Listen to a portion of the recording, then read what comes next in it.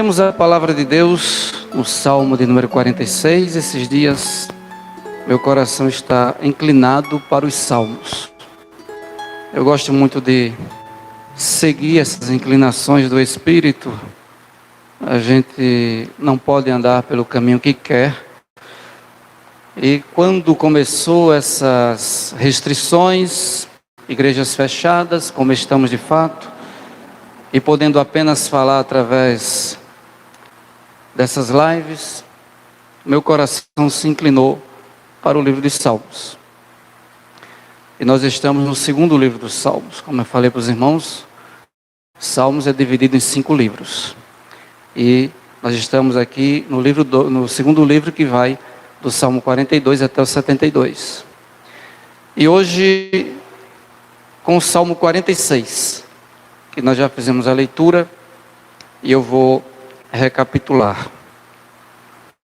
Deus é o nosso refúgio e fortaleza, socorro bem presente na angústia. Pelo que não temeremos, ainda que a terra se mude, e ainda que os montes se transportem para o meio dos mares. Ainda que as águas rujam e se perturbem, ainda que os montes se abalem pela sua braveza. Há um rio cujas correntes alegram a cidade de Deus, o santuário das moradas do Altíssimo. Deus está no meio dela, não será abalada. Deus a ajudará ao romper da manhã. As nações se embraveceram, os reinos se moveram, e ele levantou a sua voz, e a terra se derreteu. O Senhor dos exércitos está conosco, o Deus de Jacó é o nosso refúgio. Vinde, contemplai as obras do Senhor. Que desolações tem feito na terra. Ele faz cessar as guerras até ao fim da terra. Quebra o arco e corta a lança. Queima os carros no fogo. Aquietai-vos e sabei que eu sou Deus. Serei exaltado entre as nações. Serei exaltado sobre a terra. O Senhor dos exércitos está conosco. O Deus de Jacó é o nosso refúgio. Glória a Deus. Este Salmo 46 vai trazer pelo menos 2 ênfases. A primeira delas é a presença do Senhor com o seu povo. Isto quer dizer que Deus nunca desampara o seu povo. Em nenhuma circunstância, em nenhuma adversidade, Deus jamais abandona o seu povo. Então o salmista vai falar nesta linha, a presença do Senhor com o seu povo. E o segundo ponto que ele dá ênfase, depois da presença do Senhor, ele mostra que faz uma grande diferença confiar no Senhor em tempos de crise. Vou repetir para que você guarde no seu coração. O salmista dá ênfase sobre a presença do Senhor com o seu povo.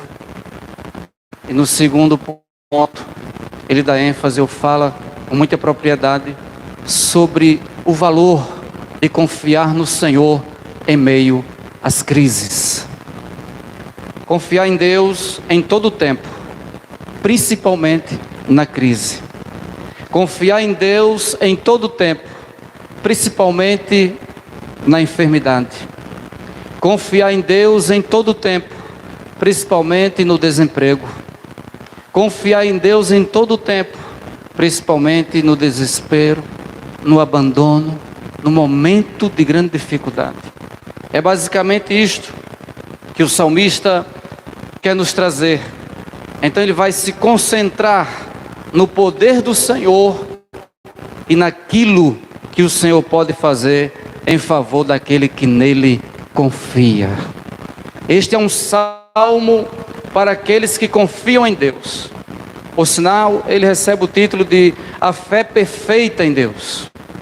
Sabemos que não há perfeição no homem, não há perfeição na humanidade.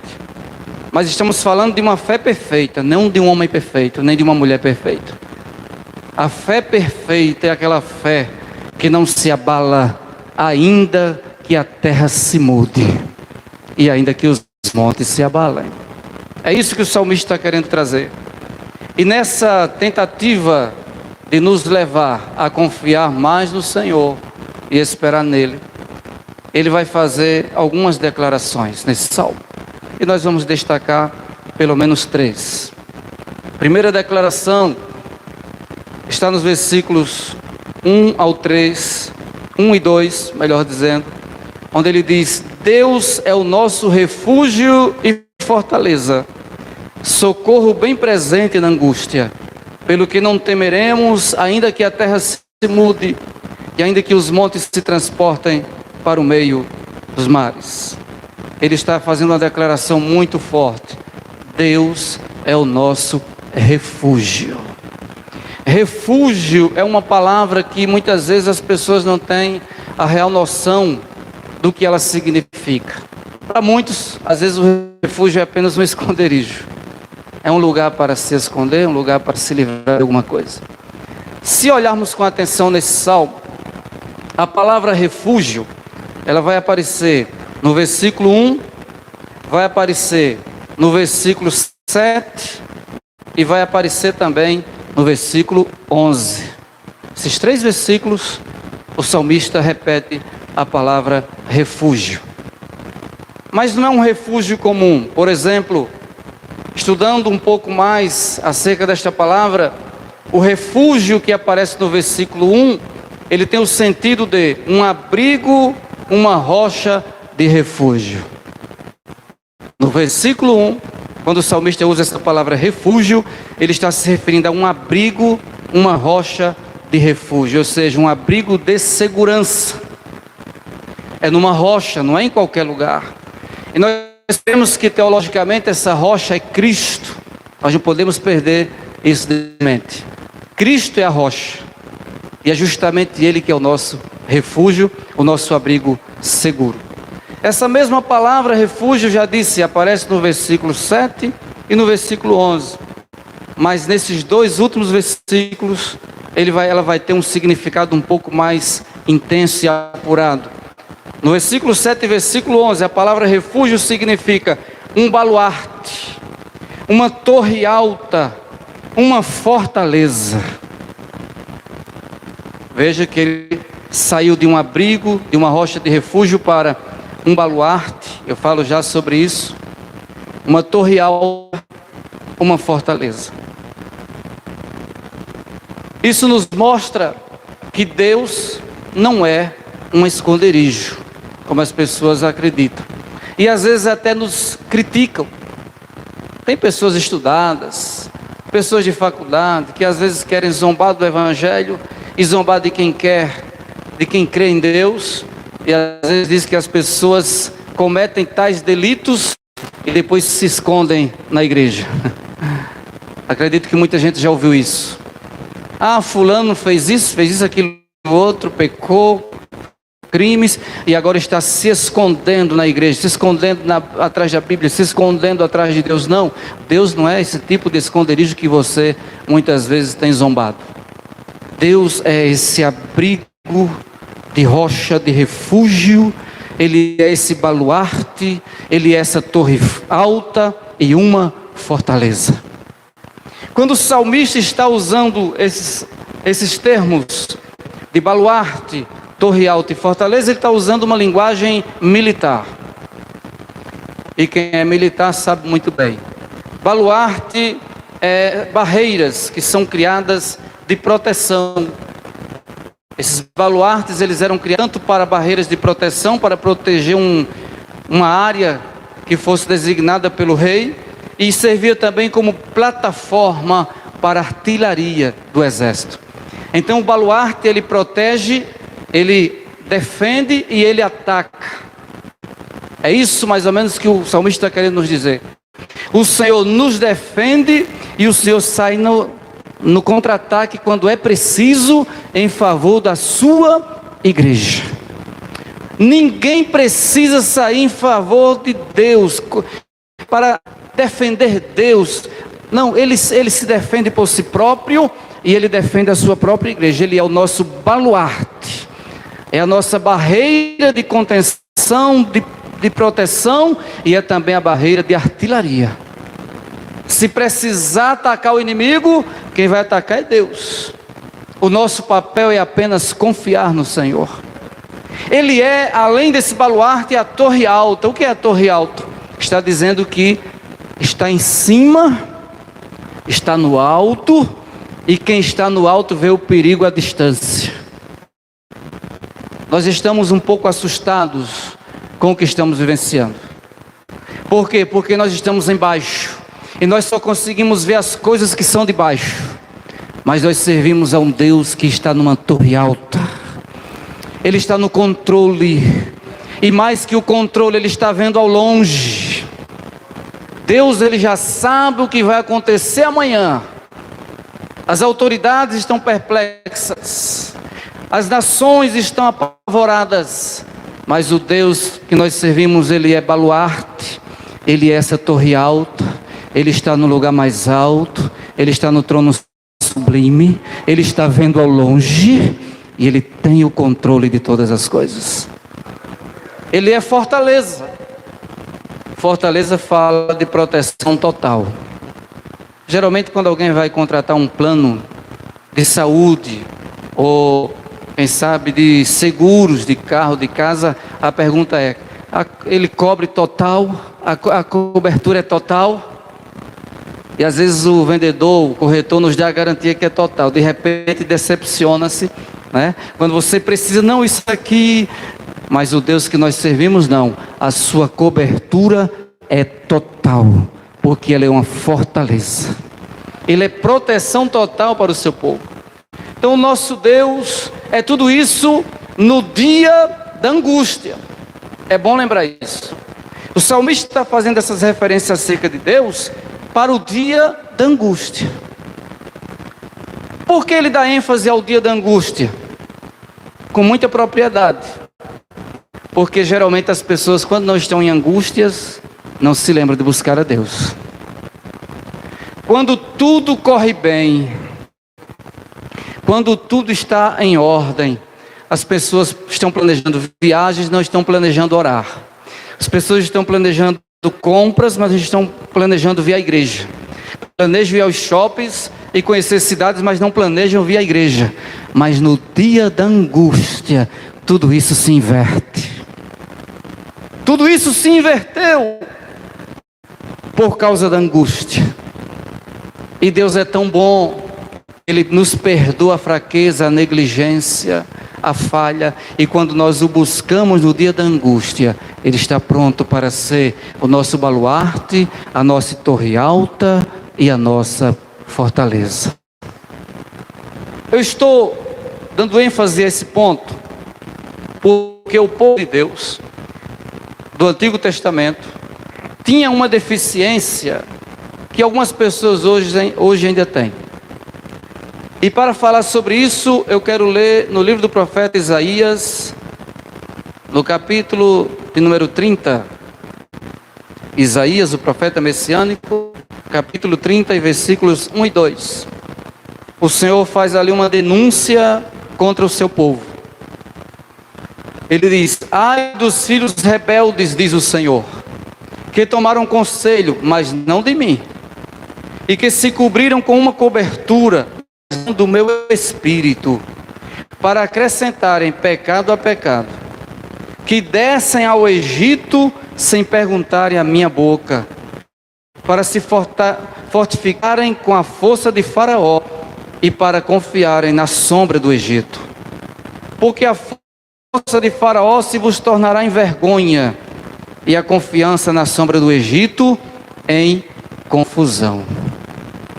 Em tempos de crise, em tempos de grande angústia, infelizmente as lideranças de Israel e de Judá, quando o reino estava dividido, eles se enfraqueciam, eles fraquejavam na fé, e ao invés de buscar refúgio em Deus, eles buscavam refúgio à sombra do rei do Egito, porque o Egito era uma potência, e eles buscavam apoio com Faraó. E o Senhor faz essa reclamação, porque eles deveriam buscar o Senhor. Eles deveriam se aconselhar com o Senhor. Eles deveriam buscar a cobertura de Deus. E o Senhor denunciou, disse: buscaram o conselho, mas não de mim. Se cobriram com a cobertura, mas não do meu espírito. E foram buscar apoio no Egito, quando na verdade deveriam buscar socorro nesse Deus do Salmo 46, que o salmista dá muita ênfase. Ele é o nosso Deus, Ele é o nosso refúgio, é a nossa fortaleza. O nosso Deus é, como disse o salmista, é o socorro bem presente na angústia. A angústia não é uma tristeza simples. Angústia são momentos que a gente fica quase que sem noção do que fazer. E se a gente não tiver cuidado, a gente perde a direção. Como povo de Deus, precisamos buscar equilíbrio na angústia, para não buscar direção errada e não perder os benefícios dos milagres de Deus. Por que eu estou dizendo isso? Porque se você abrir a Bíblia em Mateus, no capítulo de número 13, nós vamos encontrar um episódio que deixa bem claro que Deus, Ele só opera em nosso favor quando depositamos nossa confiança total no seu poder. Se a gente desconfiar de alguma coisa, o milagre não será na sua totalidade. E eu não estou criando nenhuma heresia aqui, porque a Bíblia nos diz, em Mateus capítulo 13, e versículos 54 em diante: e chegando à sua pátria, ensinavam-os na sinagoga deles, de sorte que se maravilharam e estas maravilhas. Não é este o filho do carpinteiro? E não se chama sua mãe Maria, e seus irmãos Tiago e José, e Simão e Judas? E não estão entre nós todas as suas irmãs? De onde lhe veio, pois, tudo isso? E escandalizavam-se nele. Jesus, porém, lhes disse: não há profeta sem honra, a não ser na sua pátria e na sua casa.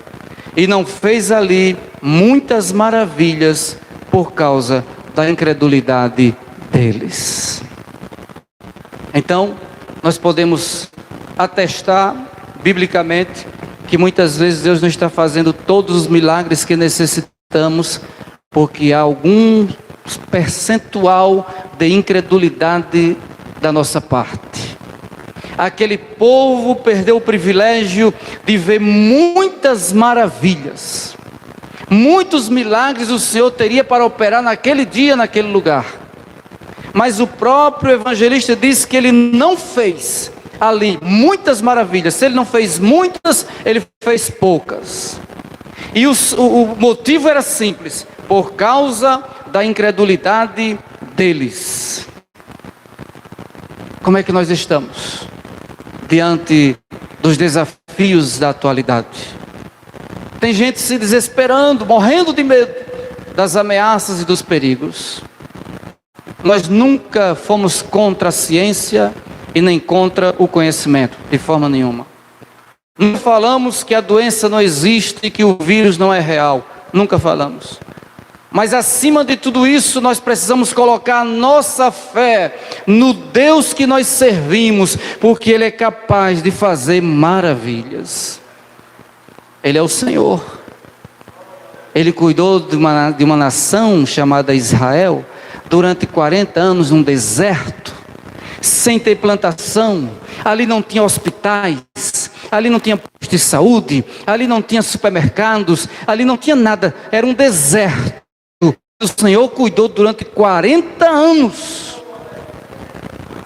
E eu preciso evocar esse poder na minha vida. Eu preciso conclamar a igreja, o povo de Deus, a vivenciar essa realidade sobrenatural. Por que nós estamos perdendo tanto nos dias de hoje? Porque nós estamos lendo a Bíblia, até no meio cristão, a Bíblia está se tornando apenas um livro comum. Mas essa palavra é palavra da vida eterna. Essa palavra é viva, essa palavra é real. No dia que eu acreditar fielmente nesta palavra, todos esses sinais, todas essas maravilhas e a proteção que o Senhor promete na sua palavra virão sobre a minha vida e sobre a sua vida. Deus é o nosso socorro, é o nosso refúgio no dia da angústia. Em Provérbios 3, versículos 5 e 6, nós encontramos as seguintes declarações: confia no Senhor de todo o teu coração, reconhece-o em todos os teus caminhos, e Ele endireitará as tuas veredas. Todo mundo quer milagres, todo mundo quer ser alcançado pelos favores divinos, mas quantos confiam piamente, de todo o seu coração? Isso aqui fala de uma entrega na sua totalidade, sem reservas. Quantos reconhecem em todos os seus caminhos? Não é reconhecer os caminhos do Senhor, não. O escritor de Provérbios está dizendo que você precisa reconhecer o Senhor nos teus caminhos. Reconhece-o em todos os teus caminhos, e Ele endireitará as tuas veredas. O que é que está dando errado na sua vida? O que é que está dando errado para nós? Precisamos pensar sobre isso. E reconhecer o Senhor nos nossos caminhos. Reconhecer que muitas vezes estamos tomando decisões particulares, pessoal, sem consultar a Deus. Por isso que os nossos caminhos estão dando errado. E aí a gente começa agora a deixar o caminho e andar por veredas. E aí, se a gente voltar para o Senhor, é isso que o escritor está querendo dizer. Se você voltar a sua confiança para o Senhor de todo o seu coração, reconhecê-lo em todos os seus caminhos, Ele endireitará as tuas veredas. Ele vai tirar você das veredas e trazer você para o caminho. Vai tirar você dos atalhos que você se meteu, que agora você está perdido, não sabe para onde ir, não sabe mais a decisão a tomar, porque os seus caminhos foram escolhidos por você mesmo. Mas reconheça ao Senhor, confia nele, que Ele vai te resgatar e te trazer de novo para o caminho. E na crise, na angústia, não se esqueça, não coloque sua confiança no Egito. E você sabe que hoje o Egito para nós, numa linguagem cristã, é o mundo, são as autoridades do mundo. Não coloque a sua confiança no faraó, não coloque a sua confiança no mundo, confie inteiramente no Senhor.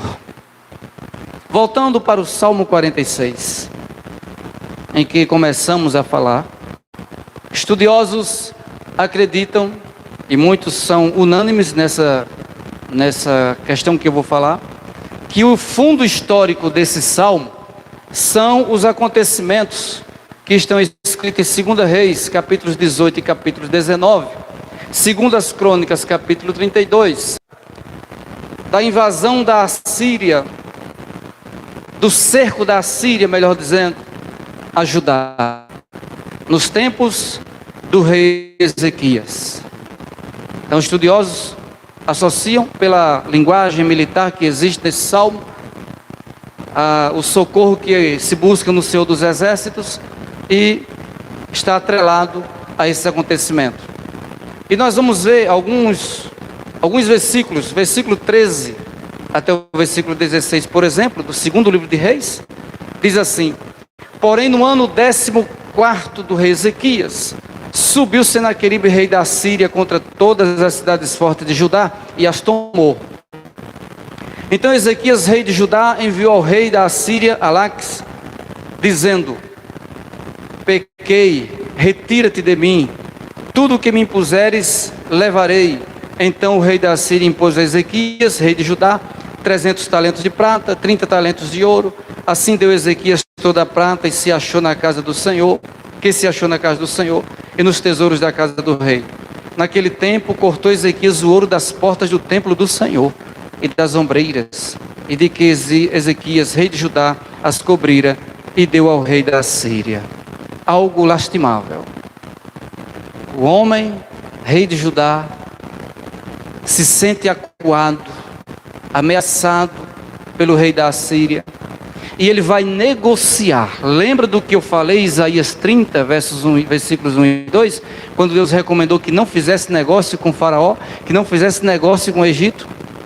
O rei de Judá vai fazer negócio com o rei da Assíria, fazer um conchavo, fazer um combinado. Olha, vamos fazer o seguinte: você já tomou minhas cidades fortes, e a cidade forte abalava realmente um reino, se elas eram tomadas. Espera o que quiser aí que eu vou te dar para você me deixar em paz. O rei vai e estabelece uma propina, e ele começa a pagar essa propina. Mas o erro maior dele foi dois: primeiro, não buscou o Senhor, ficou com medo do rei da Síria. Segundo, ele tirou tesouros da casa do rei e foi buscar tesouros na casa do Senhor. Nas portas do templo do Senhor, das ombreiras, ele tirou ouro daquelas portas do templo para pagar o inimigo. Agiu errado, tomou a decisão totalmente errada. O rei recebe aquele pagamento, mas não vai embora, e começa a desafiar, começa a zombar de Ezequias, começa a zombar de Judá, ao ponto de que, se você ler no versículo 21, ele vai começar a zombar, dizendo: você está confiando naquele bordão da cana quebrada que é o Egito? Quer dizer, você está depositando confiança em Faraó, mas ele não vai te livrar. E continua a zombaria. Você vai ver isso do versículo 19 até o versículo 35. Mas eu vou destacar alguns versículos aqui apenas, que o discurso é muito longo. Mas em todo momento o rei da Síria está zombando de Judá, zombando de Ezequias. E no versículo 28 do capítulo 18, diz assim: Rabsaque se pôs em pé e clamou em alta voz em judaico e falou e disse: ouvi a palavra do grande rei, o rei da Síria. Assim diz o rei: não vos engane, Ezequias, porque não vos poderá livrar da sua mão, nem tampouco vos faça Ezequias confiar no Senhor, dizendo: certamente nos livrará o Senhor, e esta cidade não será entregue na mão do rei da Síria. Não deis ouvidos a Ezequias, porque assim diz o rei da Síria: contratai comigo por presentes e saí a mim, e coma cada um da sua vide e da sua figueira, e beba cada um a água da sua cisterna. O rei agora começa a afrontar a Deus. O rei afronta Ezequias, e agora ele vai afrontar a Deus. Diz: vocês não se enganem não com essas palavrinhas do rei de vocês, dizendo que o Senhor vai livrar vocês. Não se enganem com isso não. Deus não é suficiente para livrar vocês da minha mão. E trazendo para uma realidade tão próxima de nós, nos nossos dias são essenciais. Algumas autoridades loucas estão dizendo que os crentes não devem confiar na palavra dos pastores, na palavra de Deus. Muito parecido com o que o rei da Síria fez. Não fique aí se enganando com esse negócio de Deus, de Bíblia. Vou contextualizar agora. Não fique aí se enganando com esse negócio de culto, de oração, de unção. Não se engane com isso não. Ele afronta a Deus com essas palavras. E eu vou dizer com muita autoridade nesta oportunidade: já houve afronta a homens nessa nação. Homens de Deus já foram afrontados. Já houve afronta à casa de Deus. Mas as autoridades estão errando, porque pensam que estão afrontando a homens, mas estão afrontando a Deus. E quando se afronta a Deus, Deus vai entrar nessa peleja, Deus vai entrar nessa batalha, e essa batalha será vencida pelo Senhor dos Exércitos. O rei da Síria se enganou totalmente. O rei de Judá já tinha orientado o povo, disse: olha, vocês vão ouvir afrontas, mas não falem nada. E nós estamos orientando nosso povo também. A igreja não está se levantando contra as autoridades. A igreja jamais se levantará contra as autoridades. O que a igreja faz não é se levantar, a igreja cai de joelhos diante do Senhor. O que nós orientamos como pastores é que a igreja não se levante contra as autoridades, que a igreja caia de joelhos diante do Senhor. Pelo menos nisso Ezequias foi sábio. Olha o que diz o versículo 36. Porém calou-se o povo e não lhe respondeu uma só palavra, porque mandado do rei havia, dizendo: não lhes respondereis. Olha, vocês vão ser afrontados, vocês vão ser humilhados pelo rei da Síria. O discurso dele é pesado, é vai zombar do nosso, mas fiquem calados. A igreja não precisa bater de frente com autoridades. A igreja não precisa desafiar autoridades. A igreja precisa se calar e cair de joelhos diante do Senhor. Ezequias, ouvindo aquele discurso e mandando o povo ter uma atitude sábia, a Bíblia diz no capítulo 19, versículo 1: E aconteceu que Ezequias, tendo ouvido, rasgou as suas vestes e se cobriu de pano de saco e entrou na casa do Senhor. Fez a melhor coisa que ele poderia fazer. Estado de humilhação, rasgou as vestes, cobriu-se com pano de saco e não desesperou-se, entrou na casa do Senhor. Segunda coisa que ele fez com sabedoria, entrar na casa do Senhor. Versículo 2 diz que ele chama os sacerdotes, os anciãos, e eles também cobertos de pano de saco, e vai enviar alguém. Vai enviar para quem? Para o profeta Isaías, o homem de Deus. O rei agora está tomando atitudes sábias. Se cala diante da afronta, vai para a casa do Senhor, chama os sacerdotes, chama os anciãos e diz: vai lá para Isaías, procura o profeta Isaías e conta a nossa situação, a nossa miséria, a nossa angústia. Vê o que é que diz o versículo 3: os quais disseram-lhe, assim diz Ezequias, esse dia é dia de angústia, e de vituperação, e de blasfêmia, porque os filhos chegaram ao parto, e não há força para os ter. O 4: bem pode ser que o Senhor teu Deus ouça todas as palavras de Rabsaque, a quem enviou o seu senhor, o rei da Síria, para afrontar o Deus vivo, e para vituperá-lo com as palavras que o Senhor teu Deus tem ouvido.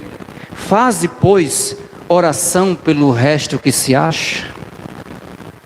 Agora a coisa tem que mudar, porque o rei entra na casa do Senhor, o rei busca o homem de Deus, conta o que está acontecendo, fala para Isaías, ele é homem de Deus, pede para ele interceder, porque o tempo é de angústia.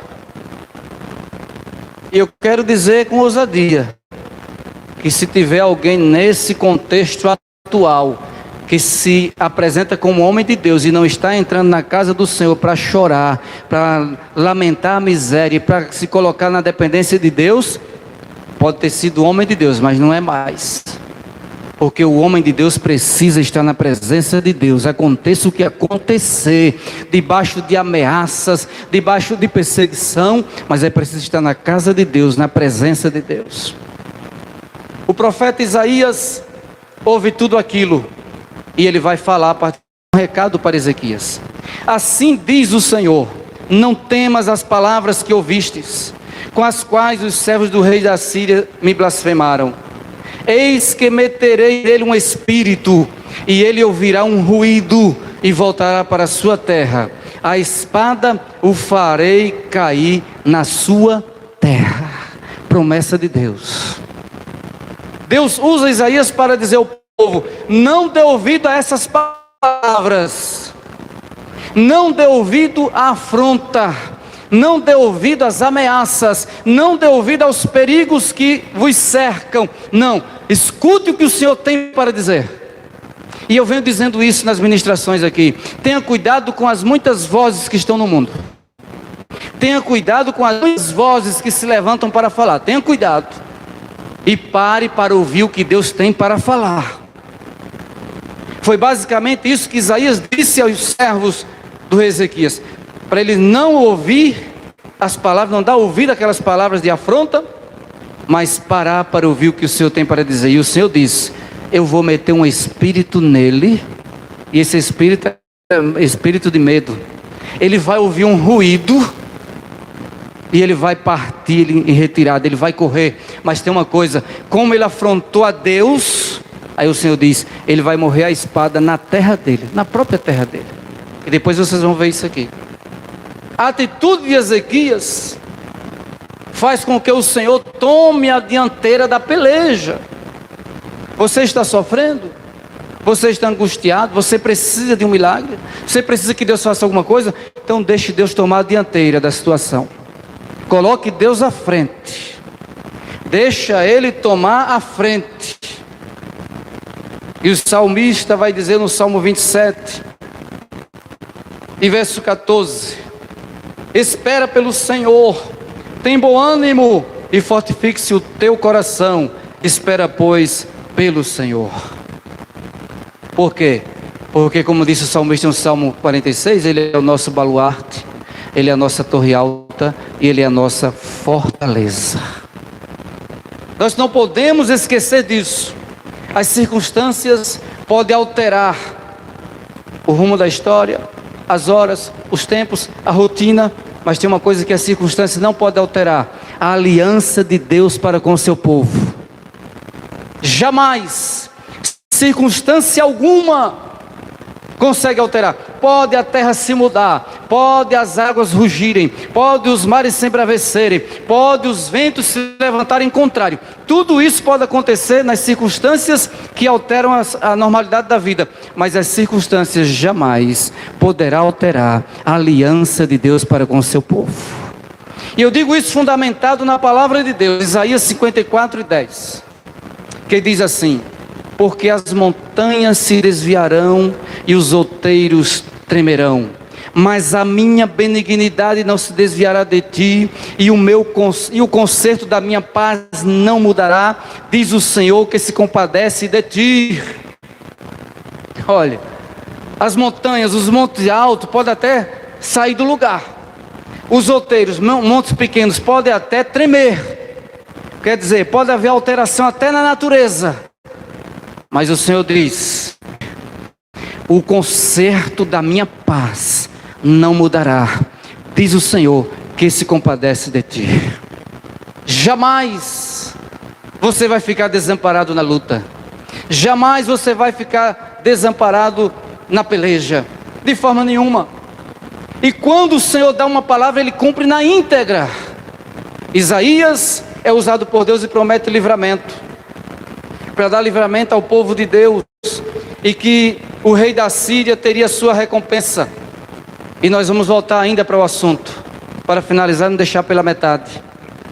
A Bíblia diz, ainda no capítulo 19, que quando Ezequias recebe as cartas, foi para a casa do Senhor, apresentou afronta ao Senhor, e no finalzinho da oração de Ezequias, no versículo 19 do capítulo 19, ele diz assim: agora pois, ó Senhor nosso Deus, ser servido de nos livrar da sua mão, e assim saberão todos os reinos da terra que só Tu és o Senhor Deus. Aí no versículo 20 diz: então Isaías, filho de Amós, mandou dizer a Ezequias: assim diz o Senhor Deus de Israel, o que me pediste acerca de Senaqueribe, rei da Síria, eu o ouvi. E eu quero dizer nesta noite, como em oração, nesses dias diante do Senhor, nesses dias de adversidades, eu quero dizer para você, pela palavra que eu estou pregando, o Senhor ouviu. Ele ouviu e vai mandar resposta. E no versículo 27 do capítulo 19 diz: porém, o teu assentar, o teu sair, e o teu entrar, o teu furor contra mim, eu o sei. Por causa do teu furor contra mim, porque a tua revolta subiu aos ouvidos, portanto, isso é falando para o rei da Síria, porei o meu anzol no teu nariz e o meu freio nos teus lábios, e te farei voltar pelo caminho por onde vieste. O inimigo pode zombar, pode falar o que quiser, pode afrontar. Agora, na hora que Deus quer agir, na hora que Ele resolve agir, Ele coloca um anzol no nariz do inimigo, Ele coloca um freio na boca. Podem blasfemar de Deus, podem blasfemar do povo de Deus, mas está chegando a hora que o Senhor vai colocar um anzol no nariz do inimigo, vai colocar freio nos lábios do inimigo e vai fazer ele voltar pelo caminho que ele veio. E versículo 32 diz assim: portanto, assim diz o Senhor acerca do rei da Síria: não entrará nesta cidade, nem lançará nela flecha alguma, nem tampouco virá perante ele com escudo, nem levantará contra ela tranqueira alguma. Pelo caminho por onde vier, por ele voltará, porém nesta cidade não entrará, diz o Senhor, porque eu ampararei a esta cidade para livrar, por amor de mim, por amor do meu servo Davi. Versículo 35, sucedeu pois, aqui está a grande maravilha extraordinária do Senhor. Sucedeu pois que naquela mesma noite, Não foi no outro dia não, foi na mesma noite. Saiu o anjo do Senhor e feriu no arraial dos assírios a 185.000 deles. E levantando-se pela manhã cedo, eis que todos eram corpos mortos. Judá ficou no lugar que estava. Ezequias dentro da casa do Senhor, buscando ao Senhor. O profeta Isaías sendo o canal do Senhor. E Deus deu uma ordem, um anjo, só um anjo. Tem gente aí pedindo exército de anjos para guardar. Um anjo, apenas um. Recebe uma ordem divina, vai no arraial dos assírios e faz o ruído que o profeta tem falado. O ruído foi esse: passou a espada em 185.000 soldados.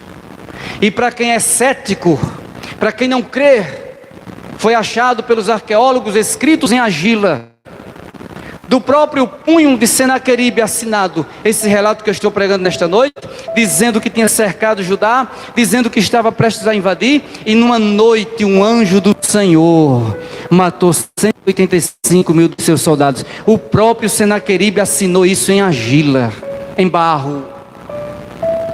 E para que a palavra de Deus fosse completa, ele foge, vai para a sua terra, versículo 37. E sucedeu que, estando ele prostrado na casa de Nisroque, seu Deus, Adrameleque e Sarezé, seus filhos, o feriram à espada. Deus disse a ele: ele vai fugir pelo caminho que ele veio, e ele vai morrer à espada na terra dele. Do jeito que Deus falou, Deus fez. Porque eu estou fazendo questão de relatar toda essa história para você antes de finalizar esse salmo. Para você saber que o nosso Deus é refúgio e fortaleza, é socorro bem presente na hora da angústia.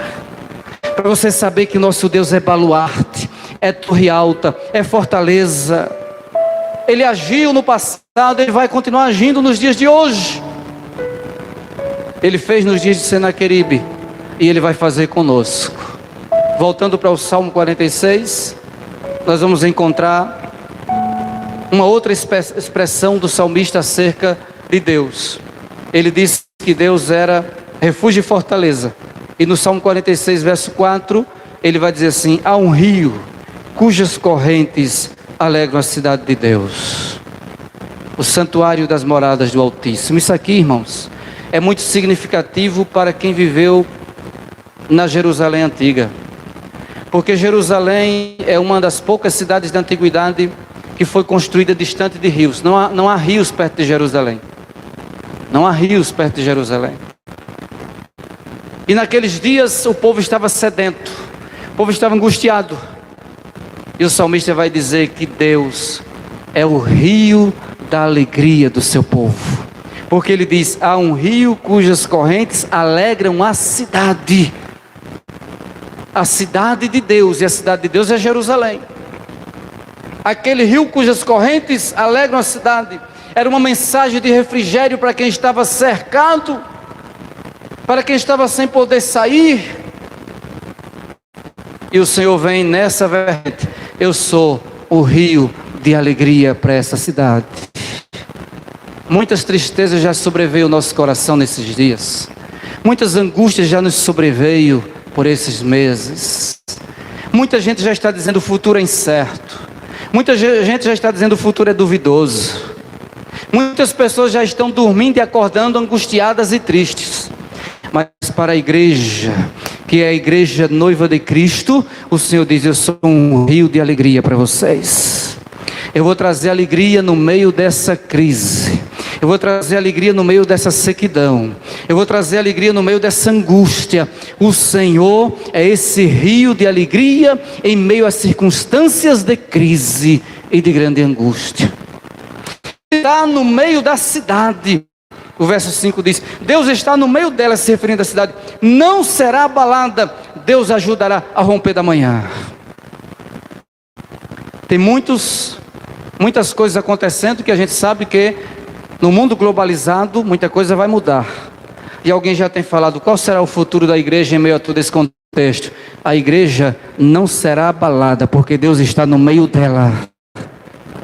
Deus está no meio dela. Ela não será abalada e Deus a ajudará ao romper da manhã. Deus é o nosso refúgio e fortaleza. Ele é esse rio de alegria. E para finalizar, a terceira declaração do salmista está a partir do versículo 8. Veja se isso aqui não é uma linguagem militar. O Senhor dos exércitos está conosco. O Deus de Jacó é o nosso refúgio. Vinde, contemplai as obras do Senhor. Que desolações tem feito na terra. Essas desolações aqui do versículo 8, segundo estudiosos, se refere justamente ao que eu preguei agora há pouco sobre o rei da Síria cercando Judá. Qual foi a desolação? Um anjo matou numa noite só 185 mil soldados. Tem desolação maior do que essa? O salmista se referia a essas desolações. Quando ele diz, vinde contemplar as obras do Senhor. E ele diz, ele faz cessar as guerras até o fim da terra. Quebra o arco e corta a lança. Queima os carros no fogo. Ele está dizendo, o Senhor é o Deus, o Senhor dos exércitos, que está conosco. Que fez desolações na terra. E como a gente sabe que em Hebreus 13:8 afirma que Jesus Cristo é o mesmo, ontem, hoje e eternamente, Deus ainda vai fazer desolações na terra hoje. Olhe, para dar livramento à sua igreja, para dar livramento ao seu povo, Deus ainda executa desolações nesta terra. E pode haver mortandades. Tudo porque o Senhor é o Senhor dos exércitos, está no meio do seu povo e batalha em favor dele. E ele deixa claro, ele é o Senhor que está conosco. E olha o que ele faz. Verso 9, ele faz cessar as guerras até o fim da terra. Quebra o arco e corta a lança. Queima os carros no fogo. Destruiu as armas dos assírios, destruiu. O exército foi destruído. E ainda faz hoje. Ele faz cessar as guerras. O Senhor vai cessar essa desolação que está aí. O Senhor vai cessar essa praga. Nós precisamos acreditar assim. Se a gente não puder acreditar nisso, em quem vamos acreditar?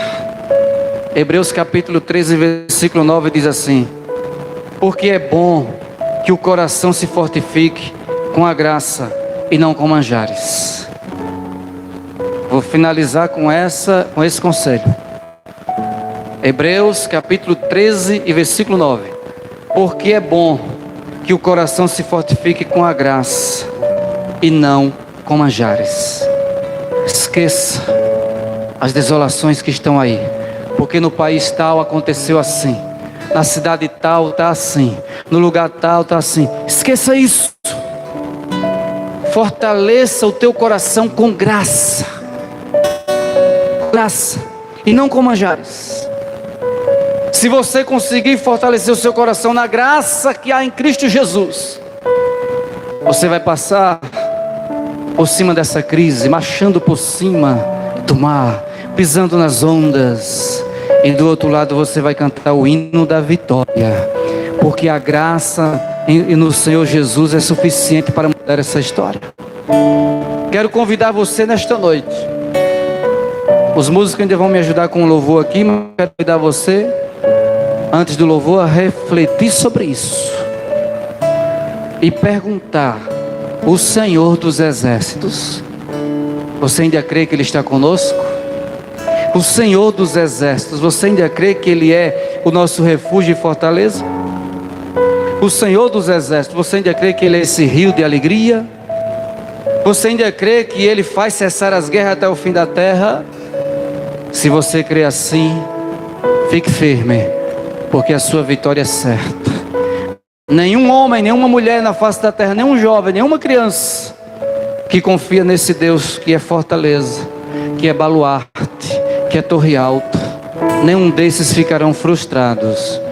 O Deus, o Senhor que nós servimos, é esse Deus que manda um recado para todos nós nesta noite, que está nos versos 10 e 11 do Salmo 46. Aquietai-vos e sabei que eu sou Deus. Serei exaltado entre as nações, serei exaltado sobre a terra.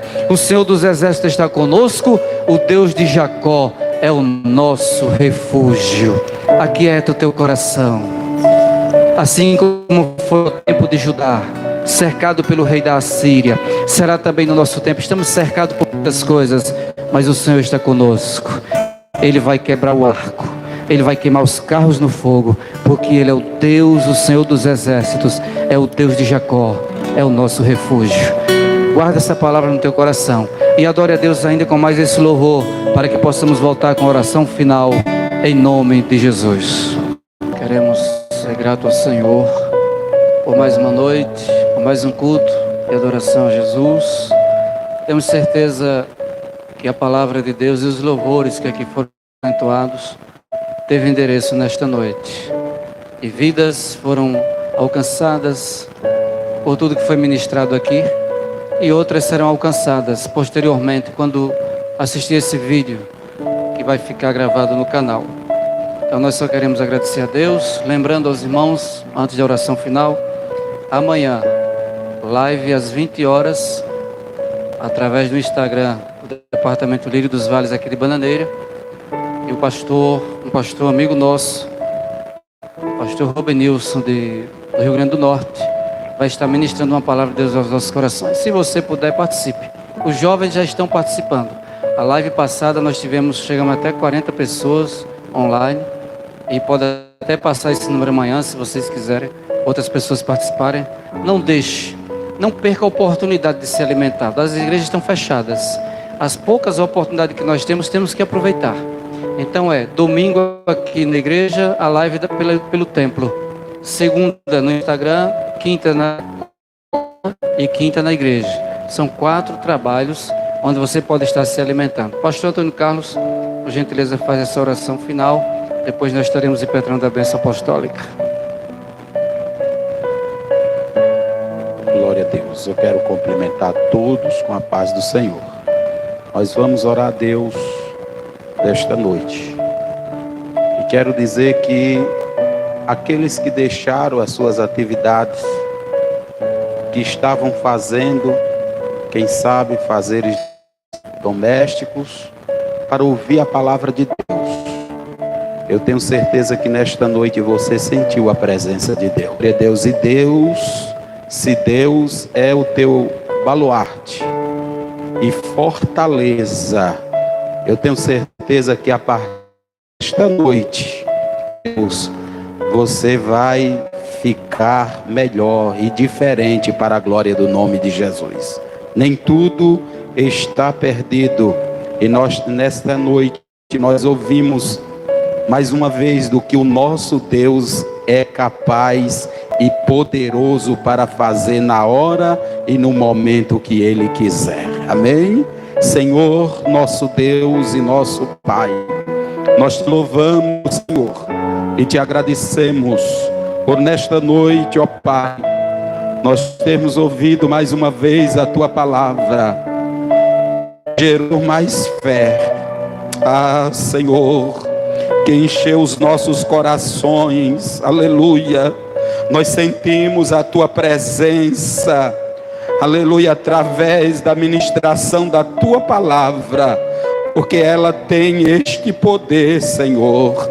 Eu quero agora, Senhor, juntamente com a Tua igreja que está nos seus lares agora, orar, Senhor, continuar orando, continuar concordando com a bênção, com a vitória do meu irmão e da minha irmã, Senhor. Deus eterno, a quem servimos, é quem adoramos. Aonde houver um crente agora, aleluia, Pai, orando juntamente conosco, nós pedimos uma bênção especial para ele, para ela, e que o Teu nome venha a ser glorificado, Pai.